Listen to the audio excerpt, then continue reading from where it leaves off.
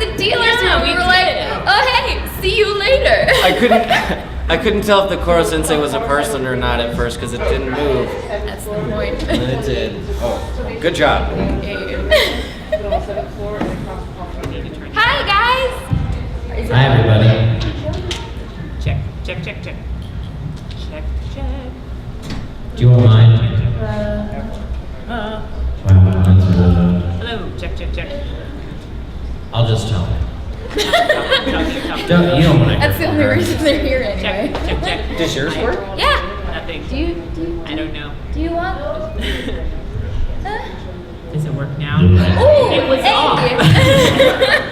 Hi guys. Hi. Dude, my schedule's on the back. Is yours? That's My awesome. schedule. Okay. Oh, so we can tell people like during the. Man, these guys got their stuff together. Instead of hovering. Fine. It's gonna do that. Hey guys, is this a Q&A? Is that what we're doing? We're doing it just as Assassination Classroom, so I think It's whatever we want what it to we be. wanted. It's whatever you want it to be. Introduce ourselves. Yeah. I'm Terri Doty. I voice Kirara Kazama in Assassination Classroom. And to my right. Hi, I'm Bryn Apprill, and I voice Ritsu, no last name. Nice. My name is Austin Tindle, and I play Karma. Yeah, you do. Everyone else is fire. Everyone's favorite little psychopath. I like it. He's pretty cool. He became a politician. No spoilers. Sorry. He does though. I mean, don't they all? No, just him. None of the other ones do. He's the only one. No, I meant all psychopaths. Don't they all? No, some of them go into banking. Oh, okay. I don't know. They're one of two choices ahead of you. And some of them have terrible jobs. You know, there are mediocre psychopaths too. Took a weird turn. Okay. So yes, we did. Let me see, 2 seasons, a couple movies, Yeah. And a spin-off. Koro Sensei Quest. Koro Quest. We just call it Koro. Yes. A little inside info. Koro Cube. And now we are here for Koro Qs. Does anybody have a question about Assassination Classroom? You know, I think yeah. If not, there we'll just talk about something else. We'll just Or any yeah. question at all, really. Like romance. We have the romance guru here. Here, Bryn, I'll ask you a question. Oh man. What's the deal with your character? My character is very complex. She has a lot going on in her AI system. Like what? Oh, you're the cell phone, I remember. Yeah. She's so much more than a cell phone, okay? Yeah, for some of us, for all of us, yeah, we're like, wait, who's Yeah. Who's else? Who was I? No. We'll love to Yeah, I'm just gonna be honest. Like every year that I get away from my experience recording that show, I remember it less. Yeah. And I don't like to watch myself, so I haven't gone back to revisit it. Really? Oh, I love watching you. I mean, I like to watch myself. Oh, me. But I get it IRL. with the way that most Final dubs, if you're familiar with the way that Funimation specifically does it, is we do something within weeks of it premiering in Japan, sometimes simultaneously with Japan. But Assassination Classroom was one of the first couple of seasons that we did it, and there wasn't time to audition, so the directors kind of cast us based on how he and she, obviously you as well, knew us. So when I'm like, I don't think I'm in that show, and they went, yeah, you are. You got cast basically because it's you. And I immediately went, if there is a full-figured chicken here, I'm going to be very upset. But no, typically my hair is not naturally green, shocker. But it's long, dark, curly hair is typically how I am, and it's very dry sarcasm. And I write, I've even written a book, I love writing, and I tend to hang out with the delinquents and just kind of want people to shut up so I can read. So yeah, I got cast as Kirara pretty easily. What about you, Bryn, as an AI? Like, Bryn, I think AI. Right? Yep. monotone, super just by the book. Two-dimensional. Well, yeah. Oh, thank you. I was talking about your character on the cell phone. It's a two-dimensional screen.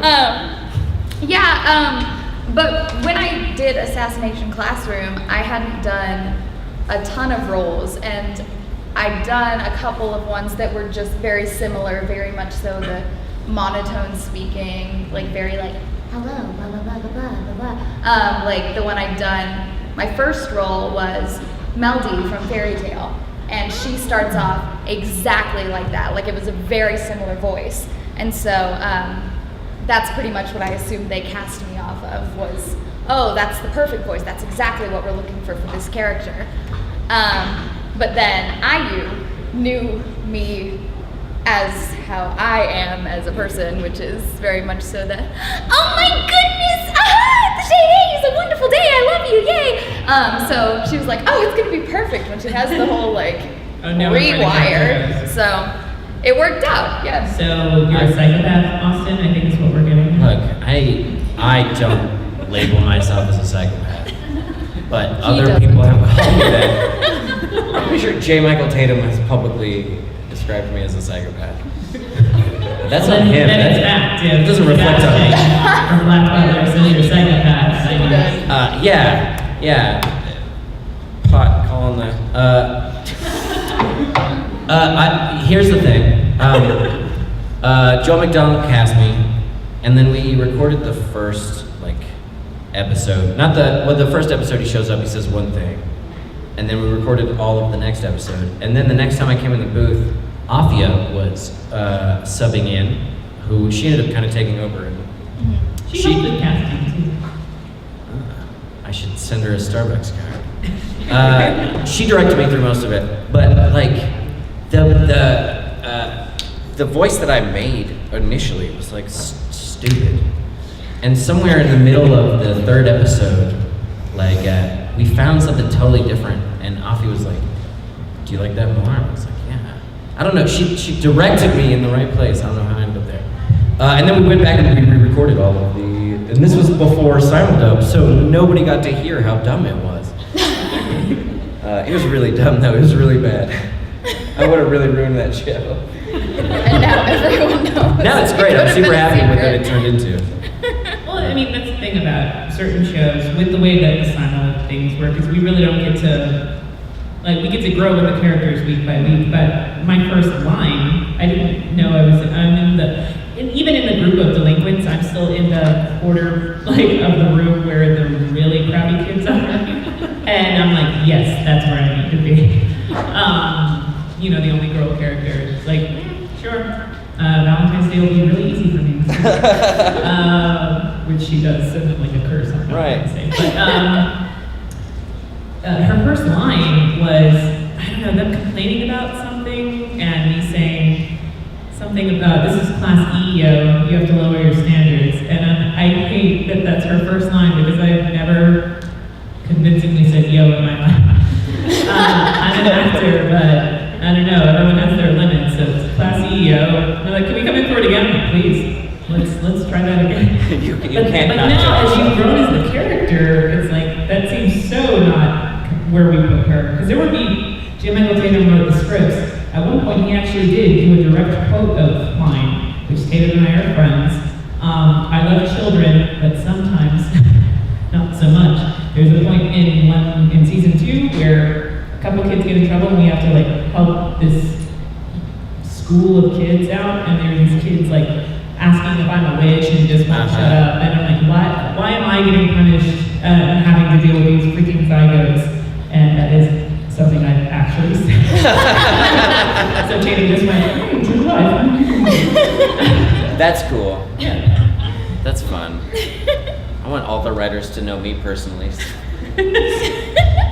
so they can write in my voice.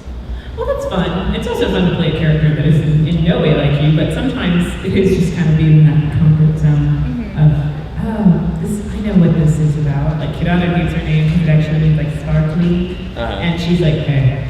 The irony of that. I'm just gonna chime in here really quickly. I compel anyone in the audience who has the sheer cojones to raise their hand and ask a question. Meanwhile, we continue to have a conversation. Hey! What's up, Nagisa? Alright, do you guys have a favorite line from the show? If possible. I can. Why you crapping on my memory? I remember stuff. I take ginkgo biloba all the time. It's a supplement that helps memory. Actually, I do have a line, and it's this. And I'll explain it after I do it. I've always wanted to kill myself a teacher. Which is a great line, and in the manga, it's just, I've always wanted to kill a teacher, but, syllables. So we turned it into, I've always wanted to kill myself a teacher, which I like more, because I'm from Texas, so it makes more sense to me. It's just me. Ooh, now I'm fun-sized.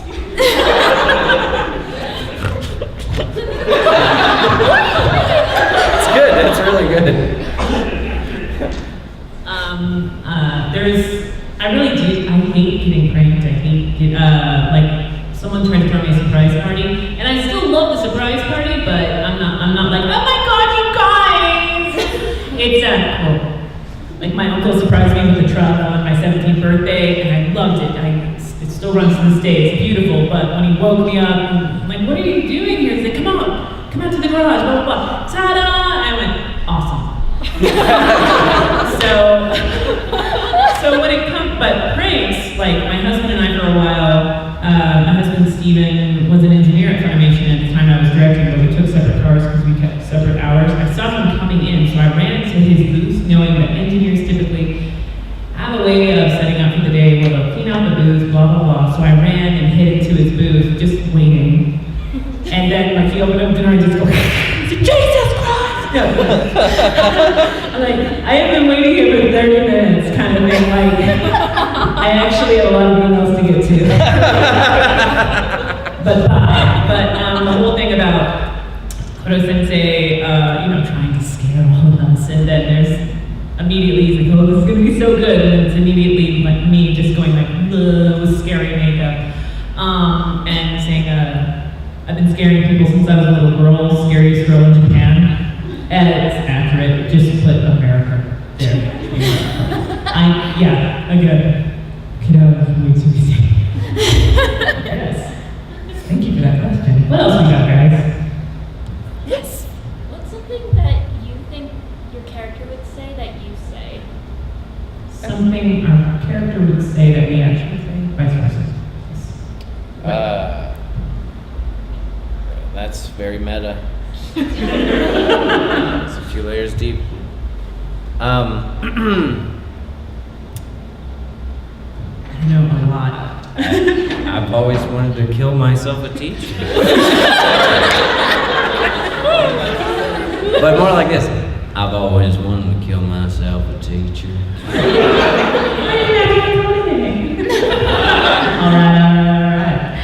Alright, no, I'm not trying to do any McConaughey, and when you do, you gotta be very specific with certain things, but take your time with others. Okay. Alright. Sorry, what are we talking about?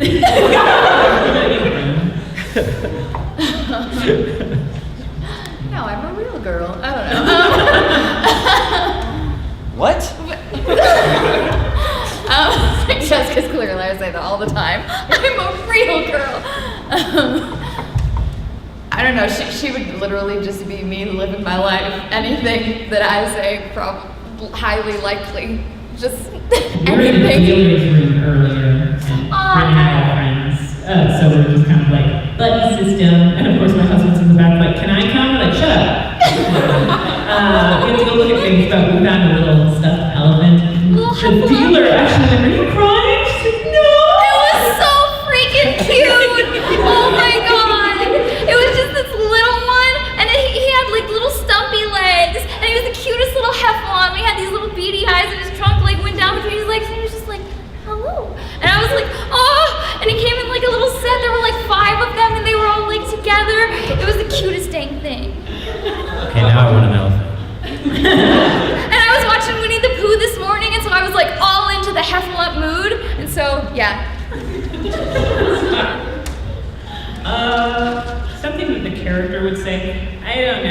be times where I'm like, can I just say, like, try this, and like, yeah, go for it. Like, there would be moments where like there's chaos going on, and we're taking this giant math test or something, and like, just say whatever you think your character would say. Like, okay, I feel like the writer really should have written something, but like, just say whatever. And at one point, there's this, celebration, just woo, yeah, and we're like, yeah, so just go ahead and woo, yeah. I'm like, have you guys met Kiara? She's not a woo girl. So where everyone's going like, yeah, I'm like, that's great. Can you guys shut up so I can read? And they kept it. Like, great. Woo! But that happened all the time. There's a point where most of the class is poisoned, and then it just says, I'm one of the poisoned people, and it's like, we're gonna die. And that's the only line I had in that episode, and it actually made Joel laugh. Joel McDonald is very hard. It's very hard to make him laugh. I'm like, that's what made you laugh? I had like this whole monologue in this other show, like when my brother died, that we worked on together, and like I told him like a real tragedy, and he's like, yeah, that was good. But, I mean, it's just funny. You should just so like chill about it. Done. Alright. You're a weird man. I'm glad I did directing the show. But yeah, just so a lot of the Kidada stuff just happens organically. Or I steal from my husband, who's very, very deadpan. Like at one point, someone's like, oh my god, I took him to my hair salon. I'm like, oh my god, this is the husband. Terry says so much about you. And he went, well, yeah. He's like, so if you need anything, I'll be right over here, okay? And he went, don't go over there. Like, okay. Like, thanks, Jennifer. It's like, you're welcome.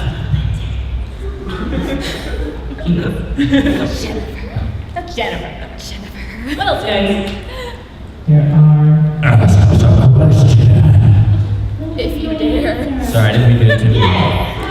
You referenced the manga earlier. Did you read it before you did the show at all, or is this something you guys do prepare at all with some of these, since you are coming into a character kind of from nothing?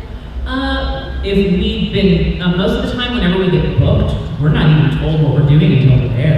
And that's the thing is, I think a lot of people have this idea, like us with a piece of paper, being able to look over the lines. It's all cold reads.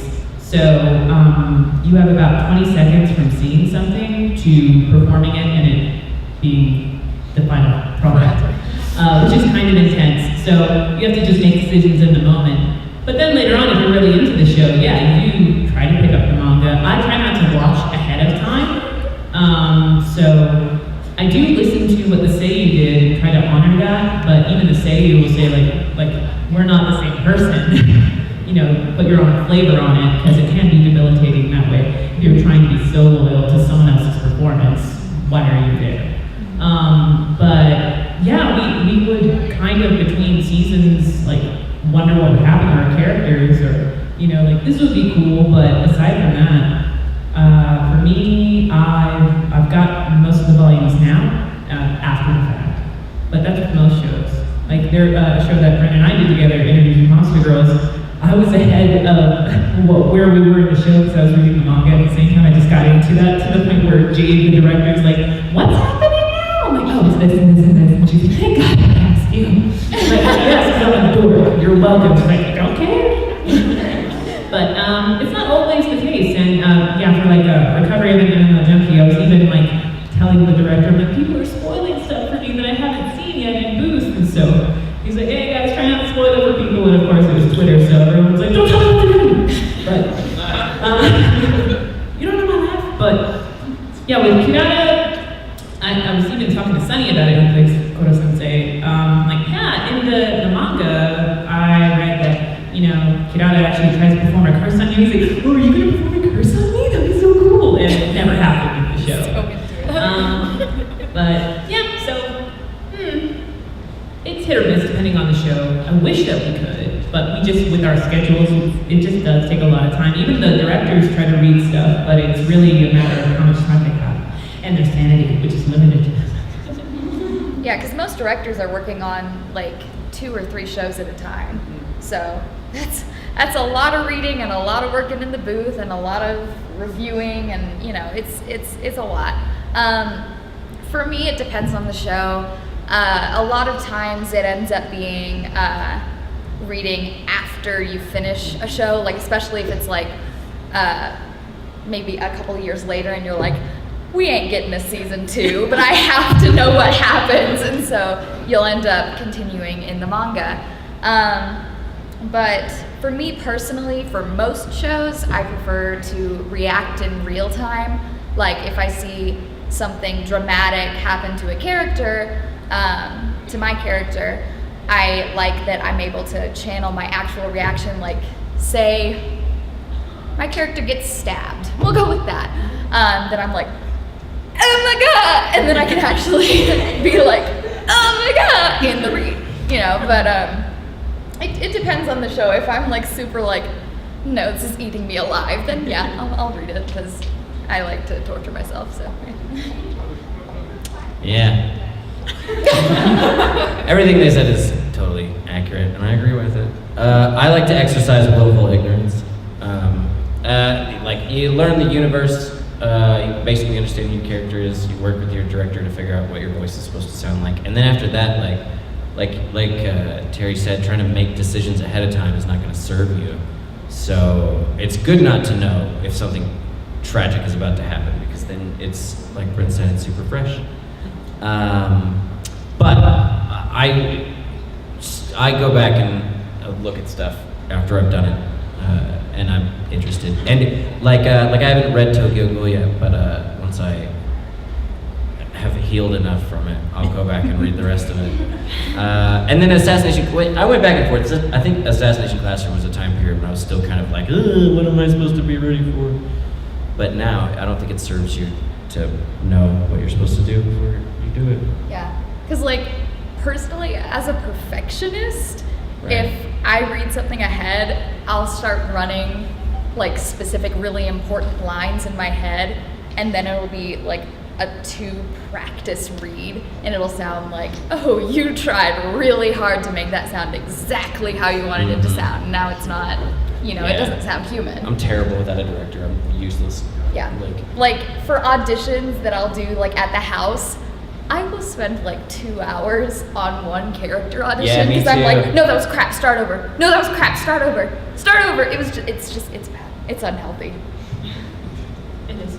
And then always keep that first take, and after the 2 hours, go back to first take, and you're like, oh well. Oh, it was so much better.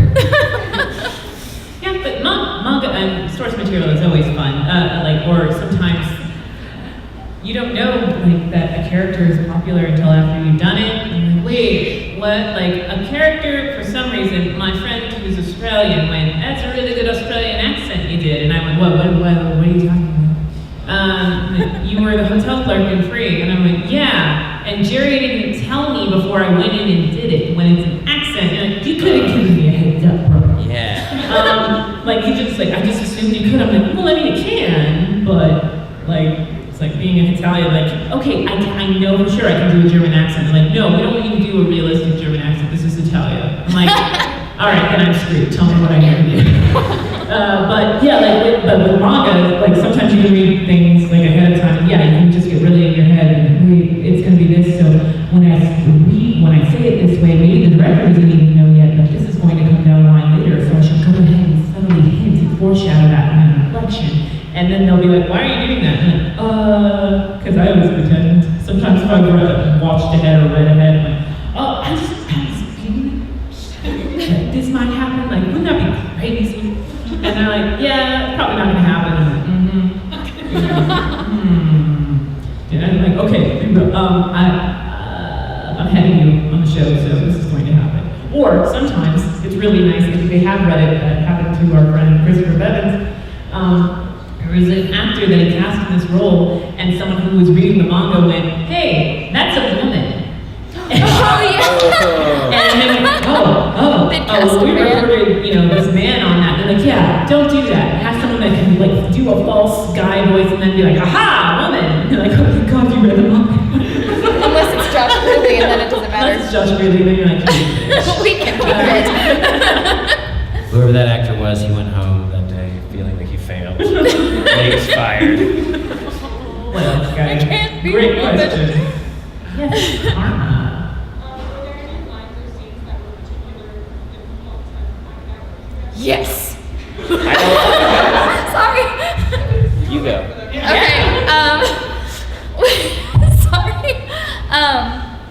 like I said, I was still starting out, and so the cold read thing was still pretty new to me.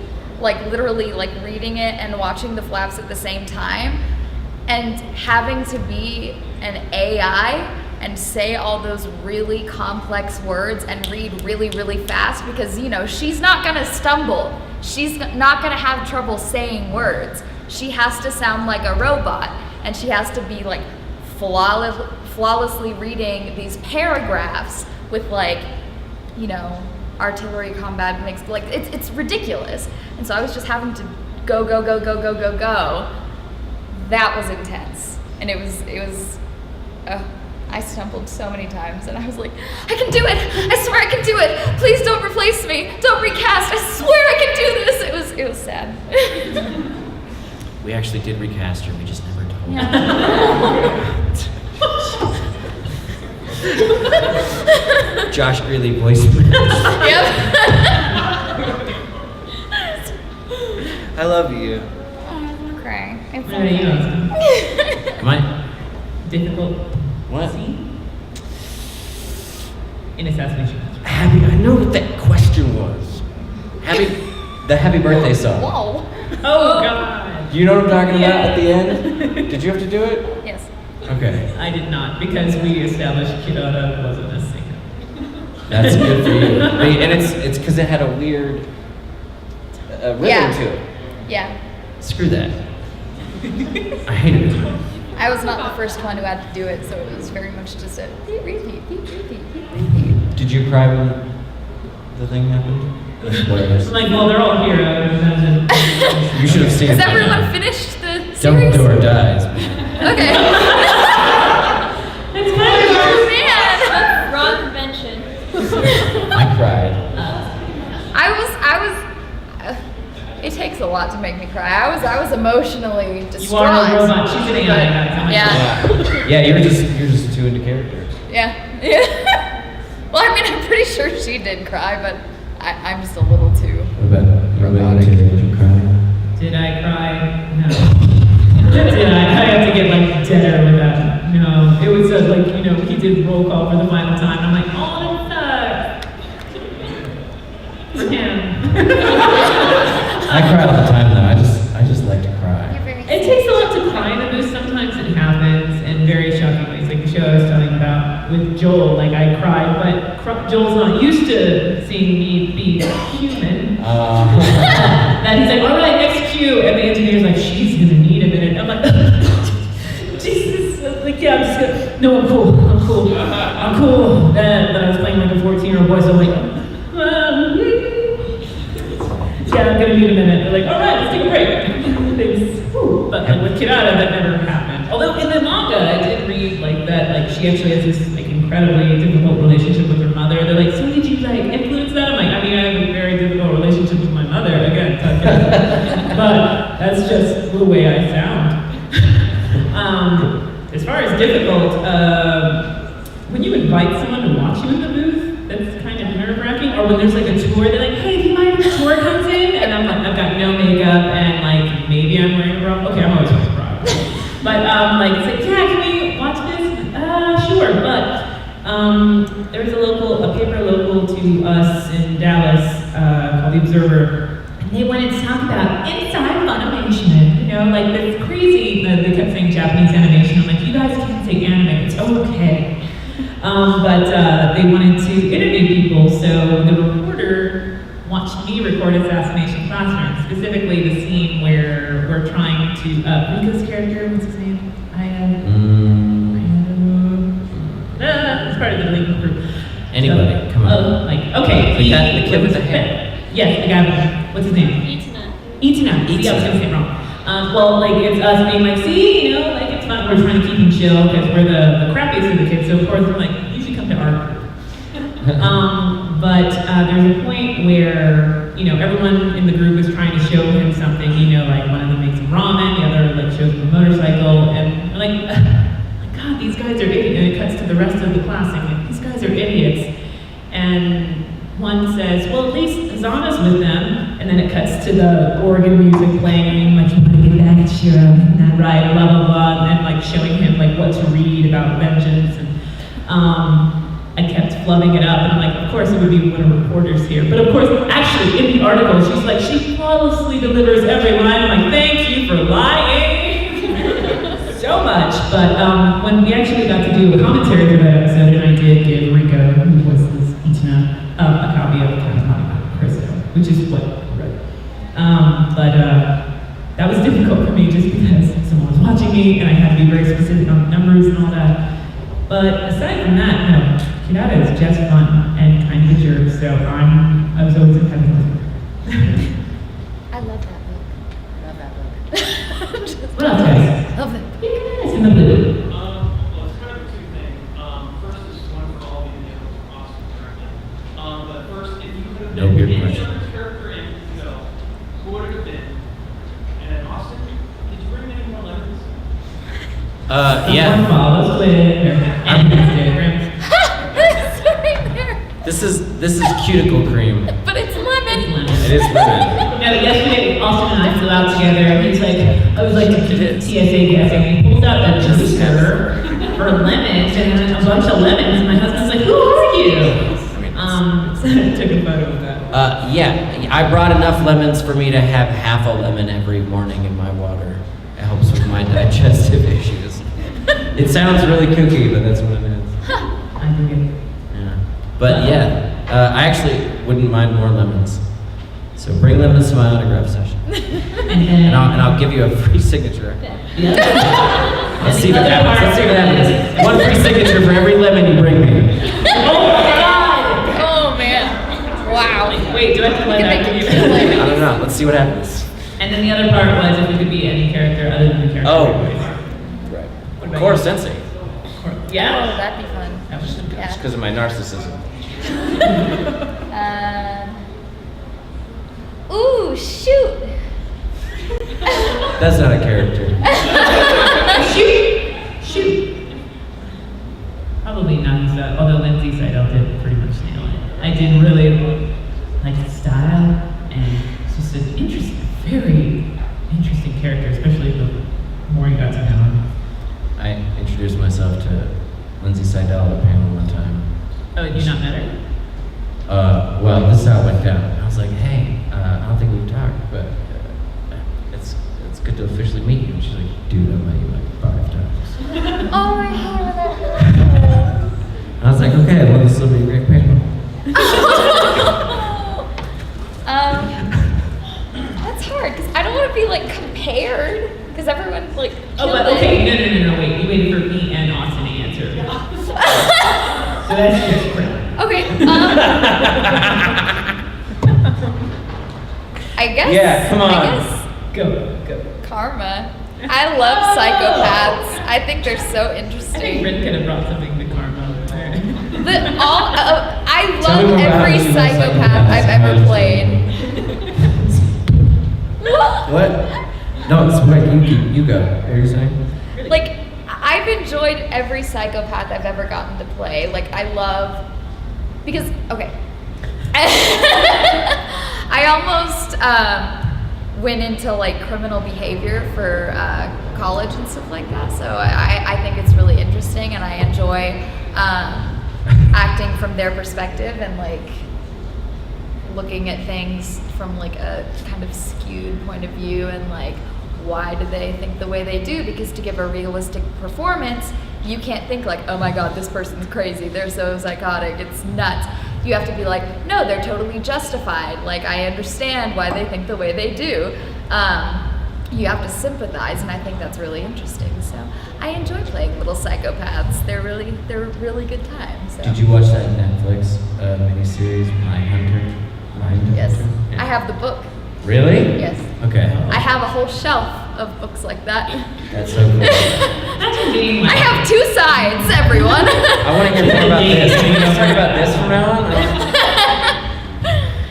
what else, guys? Questions? Some more. Question. Yes. All right. What? Someone else. Yeah.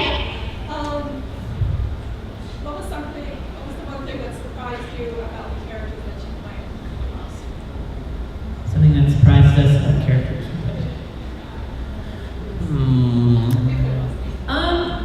Well, with a lot of shows, it's interesting we record separately, so a lot of the time we don't get to meet, you know, the other people that we're working off of, but forgive me. He's in my group. I always butcher his name, so I won't say it, but half blonde hair, half brown hair, his name. But it's voiced by Marcus Dimmick, who I met only once before. Tarasica. Yeah. Yes. Sorry. Did you pull it up? No, I actually knew that. I was texting my girlfriend who just informed me that I left my keys at my motorcycle. I'm not shitting you. I'm not kidding. Where do you park your motorcycle? In Dallas. Somewhere. You can make it. She found the keys. It's too late. Sorry. But, oh no, Tarasica, thank you. But I'd only met Marcus once previously, where I played the younger version of him in Ping Pong. And when Christopher Bevins, who directed it, went, "Hey, it's Terri, she plays the younger version of you," Marcus looked me up and down and went, "Wow." And Bevins went, "Not in real life." So, I don't know, I always remembered that, but knowing that he plays such this hard-ass character, that is not Marcus at all, but we kept kind of finding little ways to work together in odd ways. So Assassination Classroom happened, and I get a message from Marcus that's like, "I made a mistake." I'm like, "What?" "I looked up fan art. There's a lot of fan art of us." I'm like, "Doing?" He's like, "You know what?" But there's one, apparently, because there's an episode where Assassination, like the class, or at least a couple of you guys go to space.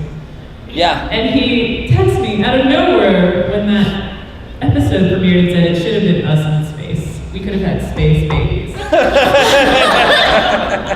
And I showed up to my husband and he's like, "You know, a good man knows when to bow out, so if you want to leave me for my son, let me know now." I'm like, "You know, I'm good." But we got to the Valentine's Day episode, and it was the whole goal was to try to make him laugh, and like asking people, like, "Did he laugh?" Because you know it's about like her actually being really excited to give these guys curses and a whole to-do list, a wish list for a perfect date. One was like find a dead body, and I'm like, that's probably on my wish list too. But something difficult about that is just trying to remain funny in a group of already funny people. Because especially when Itina joins the group, there was a moment there where I kind of had a pitch session, and I'm like, "All right, Itina just joined the group. I'm not seeing Kinata so much anymore.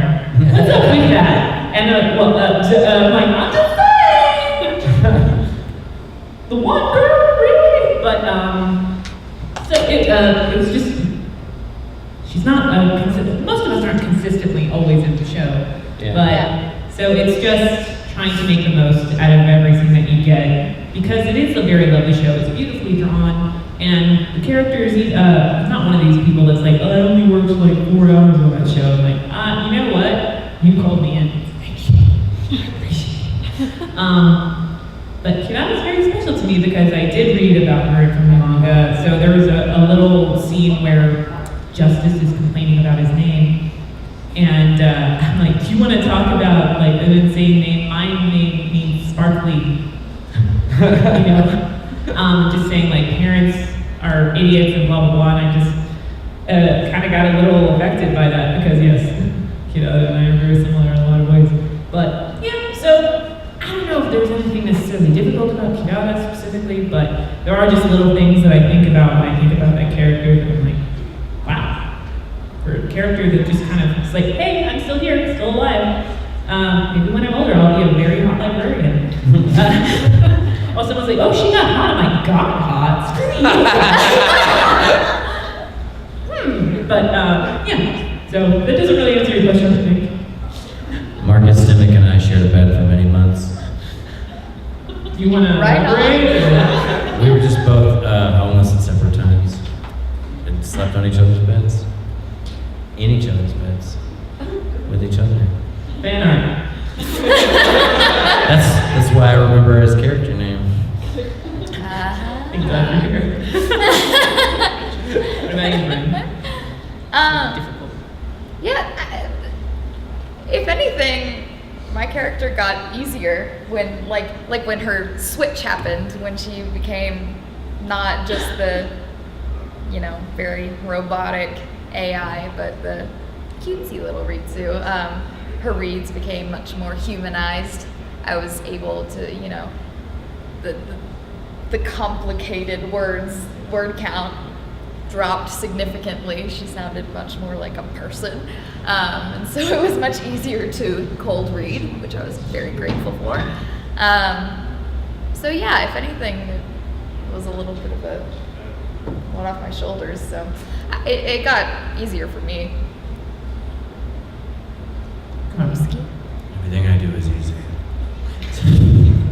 Sorry. That's not true. That's not true at all. There's this moment in the earliness of the first season where Karma flings himself off of a cliff. Oh. And it's like, Yeah. it's to test Koro-sensei's reaction skills.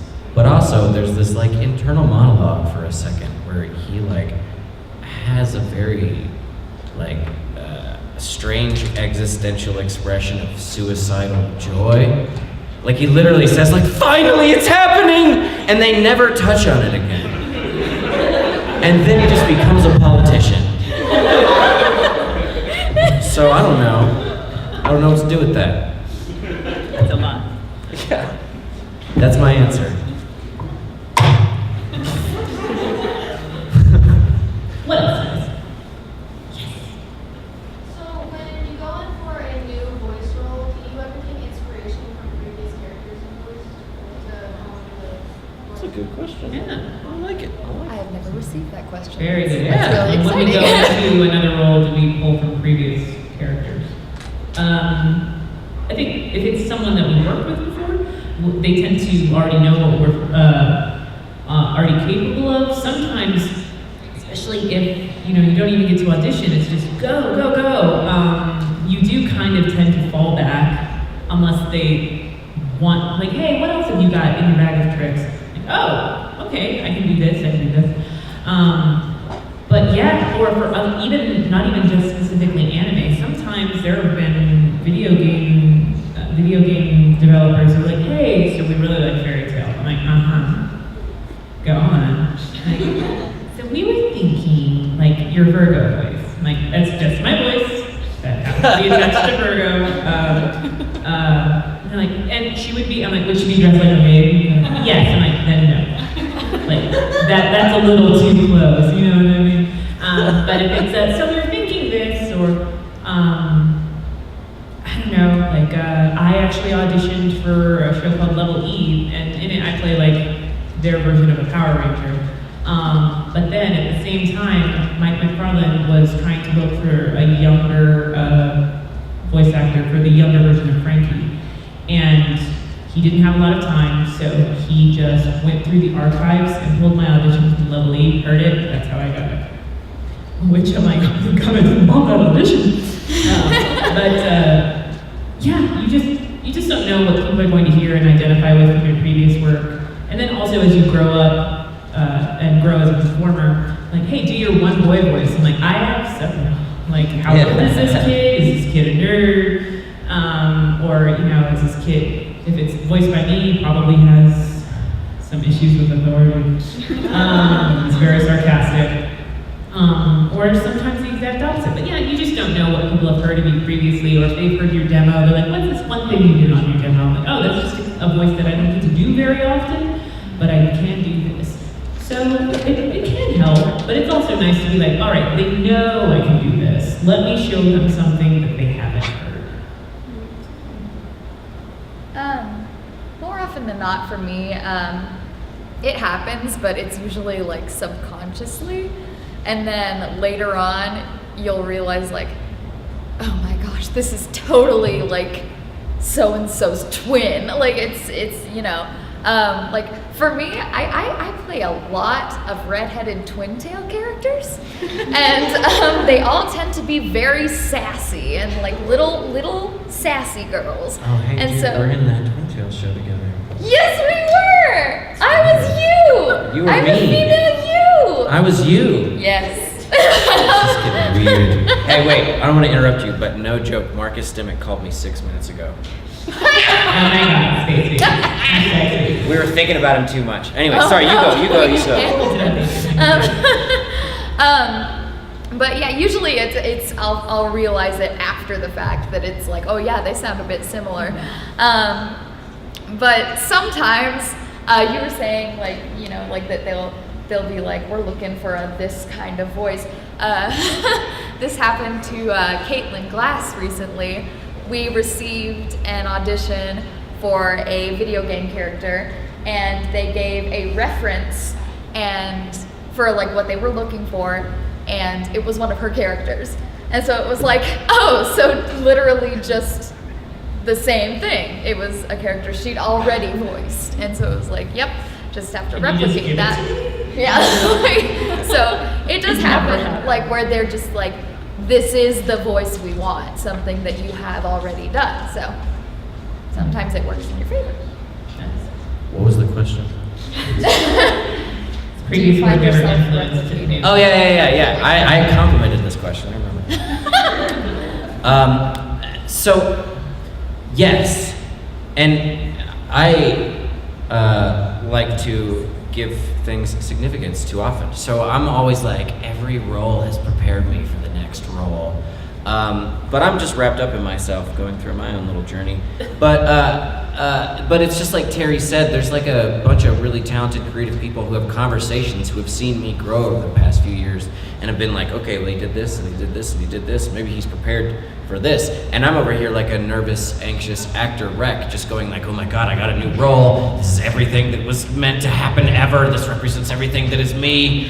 And they're just manipulating me along the way. So yeah, I feel very influenced by everything I've ever done.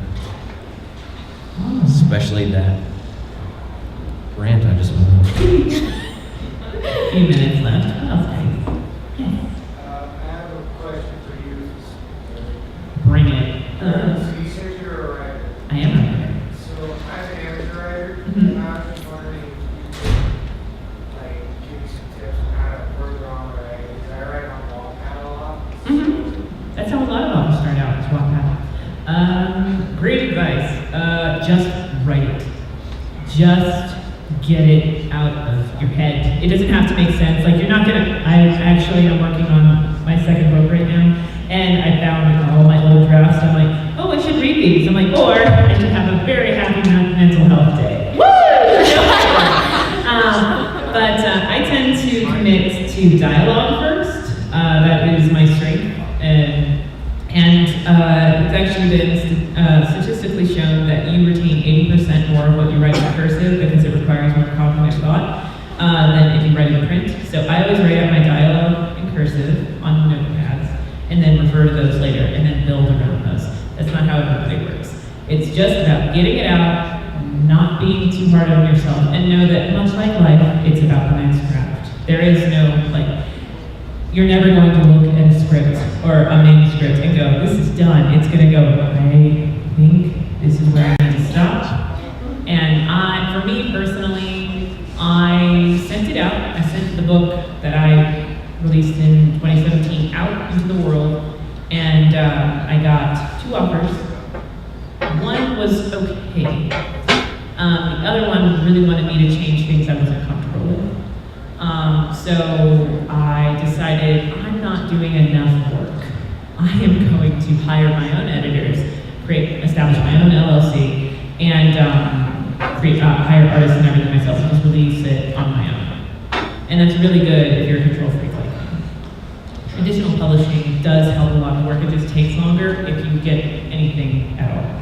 But I think the main thing is it's just like with, one of my first times sending it out to my proofreader, she's like, okay, you're not gonna get upset if I find stuff. And I'm like, I'm an actor, sweetie. My whole life is negativity. It's all because it's so much rejection, it's so much everything. So by the time I decided to write this, it's like, I'm prepared, thick skin. So anytime I would get notes back, it's so I had a problem with this, or I didn't feel like this was the character. I'm like, okay, cool. I'm writing it down. They're like, not that. I'm like, no, don't explain why you felt that way. You felt that way. I'm writing it down.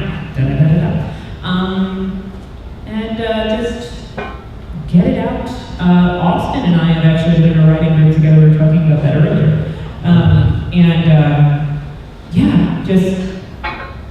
And get feedback, but just like with an actor, whenever I'm on a doing a play, you're in rehearsals and they give you notes. Your job is to just say thank you. Just take the note. Don't argue the note, just think on it. And just don't be too hard on yourself. Because remember, we're all, even me, I don't feel like I'm really in a place to give you the writing advice, but I'm telling you what people told me and what I tell myself still to this day. But I wish you luck. You're welcome. That's cool. We got one more. You've been so patient. So first of all, I don't know if anyone has asked this already. I got your challenge, but what was your favorite role in voice acting? And then also, when you guys played these characters, what did you take away from it? Like, what was the best thing? I'll go first. My favorite role, and this is a cop-out answer, but it's true right now, is the character I just finished doing for a show called My Roommate is a Cat. You meant the favorite role that we've ever played. Are you seriously cosplaying Haru? I am. That's beautiful. It's a wonderful show. It's a beautiful character. It was a healing experience for me, very cathartic. It's always nice when I get free therapy and get paid for doing stuff. It influenced me so much that I went to the SPCA and I adopted a cat who just happens to be a tuxedo cat. I wasn't like, I'm only getting a tuxedo cat. It just happened that this weird cat was like, get me out of here. And I called to the heavens. You found the right cat. Yeah, so this cat is perfect. Her name is Haru. She's at my house right now. What's the other part of the question? What was your takeaway from the character? From Karma. Takeaway from Karma. That being strategic doesn't automatically make you villainous.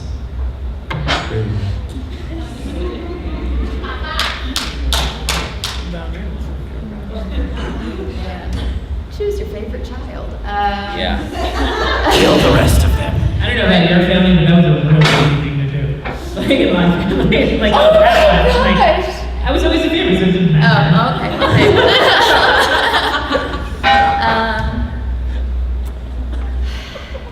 Maybe Hiyori from Noragami, Yeah! or Hikari from Monster Girls. But yes. Oh man, my takeaway from Ritsu.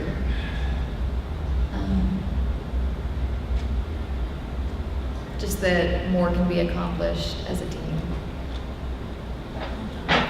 That's Favorite character is like choosing your children. Or for me, more accurate would be like choosing my favorite pop. I'm like, I don't know, they're like over 7, maybe I do love you all. But for me, I identify with her in a very different way. She's like me, but she's not like Kirara, that Moriko Morioka from Recovery Arena. There would be points where I wouldn't even be reading it, but we would be previewing the scene, and I would say something, and then look, I'm like, oh, that's my next line. Holy crap. Nice. But my takeaway from Kirara was very, for someone so young, she immediately knew who she was, and she made no apologies about it. People hated her writing. Like, this is the worst play I've ever seen. But she didn't care. She loved it. She's like, oh, this is brilliant. Like, people were throwing food and everything. And it's like, I've done good work today.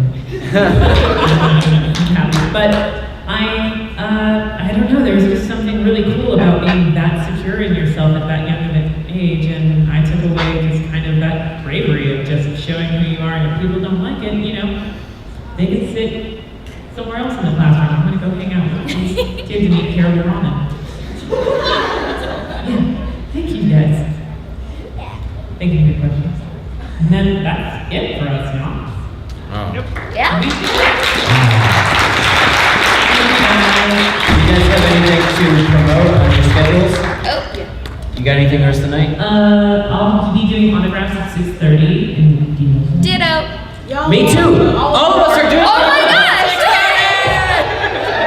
Me too. Oh, we should all remind each other. Yeah. Tomorrow. tomorrow we're also doing the same We're thing. doing interviews with Monster Girls panel. We just gonna be chilling together all weekend. I think like 3 episodes. Oh my gosh, and on Sunday. Just can't get rid of you. More autographs, doing a solo panel talking about voiceover.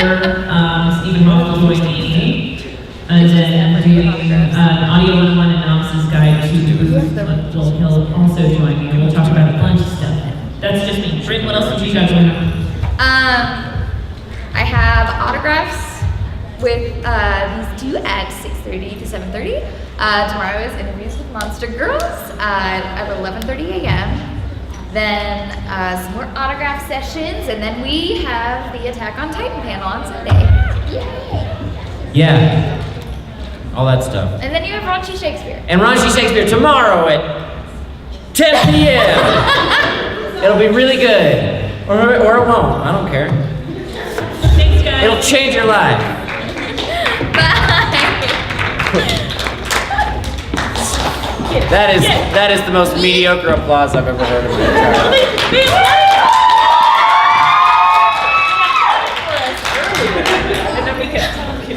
Oh, did that? We were in like a bubble. Oh, sorry, I didn't hear the first looking one. At the I take it back. You guys are great at applauding.